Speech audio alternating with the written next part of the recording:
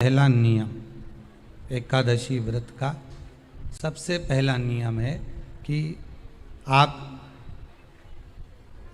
जिस दिन व्रत करो उसके एक दिन पहले भक्ति का संचार इस हृदय में कर लो।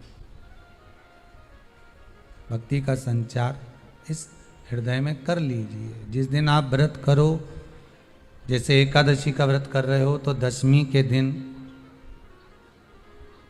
शाम का समय जब आवे, रात्रि जब होने लगे, शाम का समय आवे और रात्रि का आप जब भोजन ग्रहण करो तो उस भोजन में कोई ऐसा पदार्थ ग्रहण मत करिए जिस पदार्थ के कारण आपकी एकादशी बिगड़ जाए।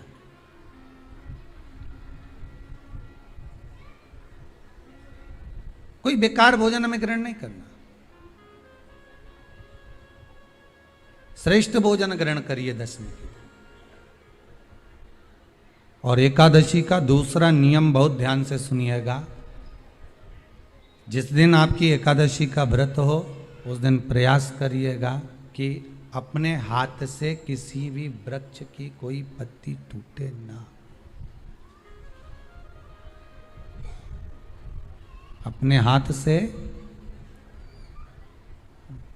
किसी भी वृक्ष की, पौधे की, किसी भी वृक्ष की पत्ती अपने हाथ से ना टूटे। बहुत ध्यान दीजिएगा महाराज। एकादशी का ये दूसरा नियम है कि अपने हाथ से किसी पौधे की, किसी वृक्ष की, किसी डाली की कोई पत्ती टूटे ना, कोई पत्ती ना टूटे, इसका प्रयास करिए।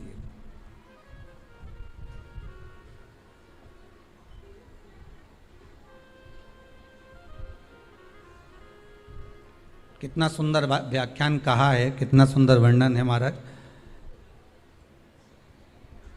कि मात्र एकादशी का व्रत कर लेने पर, मात्र एकादशी का व्रत कर लेने पर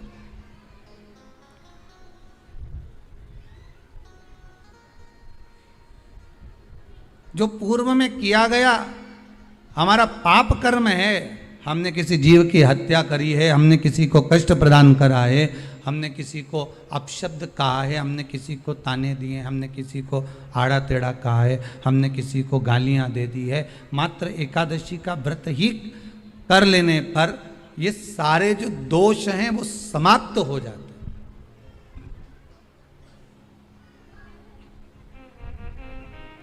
सारे दोष हमारे समाप्ति पर आ जाते हैं।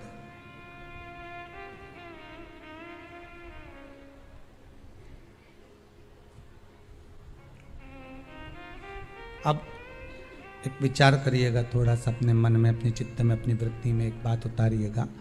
एक अपने मन में एक बात को उतार कर रखिएगा कि आप अपने पाप को, अपने पाप कर्म को जिस दिन क्षीण करने वाले हो, समाप्त करने वाले हो, अपने पाप को आप जिस दिन समाप्ति पर लेकर जा रहे हो तो उसके एक दिन पहले आपको प्रसन्नता होना चाहिए कि नहीं होना चाहिए कि कल मेरा पाप कटने वाला है, कल मेरा पाप समाप्त होने वाला है। जो मैंने पाप कर्म करा है वो समाप्त होगा, जो मैंने पाप कर्म करा है वो कल समाप्त हो जाएगा। तो एक दिन पहले आपके चेहरे पर प्रसन्नता हो कि ना हो।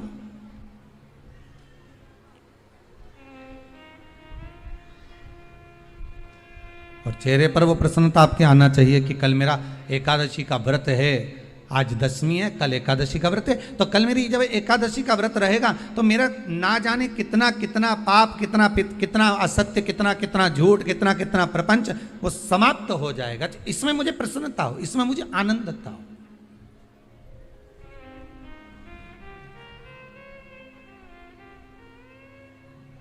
तो क्या कहा गया कि प्रयास करिएगा कि एकादशी के दिन कोई वृक्ष की, कोई डाली की, कोई कोपल की कोई पत्ती ना तोड़ी जाए। क्यों? तो कहा अगर उस पत्ती को हम तोड़ देते हैं, वृक्ष की पत्ती को या क्यारे में लगी हुई कोई डाली की पत्ती को हम तोड़ देते हैं तो एकादशी का पुण्य फल प्राप्त नहीं होता, एकादशी का कोई फल हमारे खाते में नहीं जाता, पुण्य फल प्राप्त। अब फिर भले तुम चाहे तुमने मोरधन खाया हो, चाहे तुमने फिर चिप्स खाई हो, चाहे तुमने फिर व्रत का कितना ही सामान खा गए हो और तुमने सोचा कि आज मेरी एकादशी है, तो फिर उसका कोई फल प्राप्त नहीं है, उसका कोई सुख प्राप्त नहीं है आपको, फिर उसका कोई आनंद प्राप्त नहीं है आपको। बहुत तकलीफ है और नहीं हो रहा काम, बहुत दिनों से लगे हो, नहीं हो रहा, हरा मूंग ले जाओ। मूंग के दाने तो रहते हैं घर में, केवल 31 मूंग के दाने लेकर जाइए, 31 चावल के दाने लेकर जाइए और 31 ही बेलपत्र लेकर जाइए। जिस दिन सोमवार की अष्टमी हो, कौन से दिन? सोमवार की अष्टमी हो, उस दिन शंकर जी के मंदिर में जाओ, 3 चीज लेकर जाओ, मूंग के दाने, चावल, बेलपत्र। चावल जो 31 लेकर गए हो, अपनी कामना कर कर शंकर जी की देहली पर रख दो, चौखट पर, कहीं पर भी एकांत में उसको रख दिया जाए। मूंग के जो दाने लेकर गए हो 31, वो नंदी के पास में, जो नंदी का पांव ऊंचा रहता है उस पांव के पास रख दीजिए। और जो 31 बेलपत्र लेकर गए हो, वो 31 बेलपत्र अशोक सुंदरी वाली जो जगह है, आपको पहले बताया है कथा में, अशोक सुंदरी जी का स्थान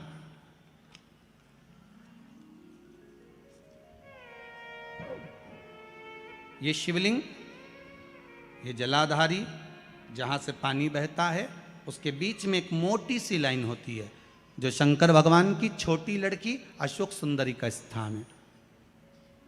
शिव जी के 13 बच्चे हैं, 13 बच्चे में सबसे छोटी लड़की अशोक सुंदरी यहीं पर विराजमान होती है, जहाँ से पानी नीचे गिरता है। प्रत्येक शिवलिंग के सामने एक मोटी सी लाइन होगी, उस मोटी सी जो लाइन है अशोक सुंदरी, वहाँ पर जो 31 बेलपत्र लेकर गए हो, अपनी कामना कर कर पीला चंदन, लाल चंदन लगाकर उस पर समर्पित करते जाओ। उसकी डंडी जहाँ से पानी बहता है उस ओर होना चाहिए। आप निवेदन कर कर देखो, एक सोमवार की अष्टमी पर कर कर देखना, दूसरी सोमवार की अष्टमी आएगी, अपने आप आपका काम हो गया होगा। बाबा से निवेदन तो करो, क्यों भटक रहे? भोला सब दुख काटो, शिव शंकर जपूं तेरी माला, भोले बाबा जपूं तेरी माला, भोला सब दुख काटो, ओ भोला सब दुख काटो। आप उससे निवेदन करेंगे, प्राप्त होगा। शिव तत्व में जो सुख है, वो सुख कहीं नहीं।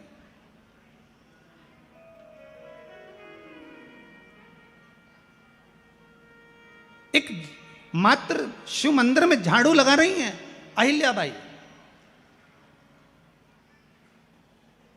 साधारण सा भाव है, केवल एक झाड़ू।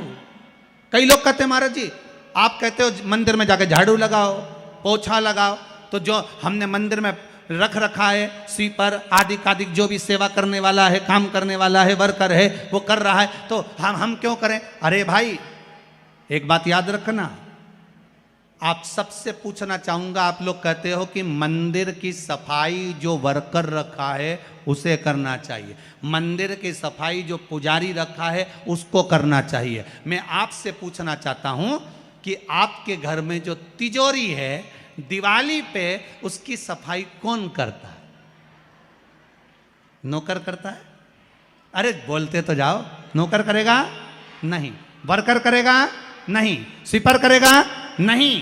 तिजोरी की सफाई कोई दूसरा नहीं करता, तिजोरी की सफाई हमें करना होती है। उसी तरह मंदिर की सफाई ना पुजारी करे, ना कोई वर्कर करे, जो दर्शन करने जाए वो करे, क्योंकि ये तिजोरी है हमारी, ये तिजोरी है हमारी, यहां से हमें मिलता है, ये मेरा देव अधिदेव महादेव देता है।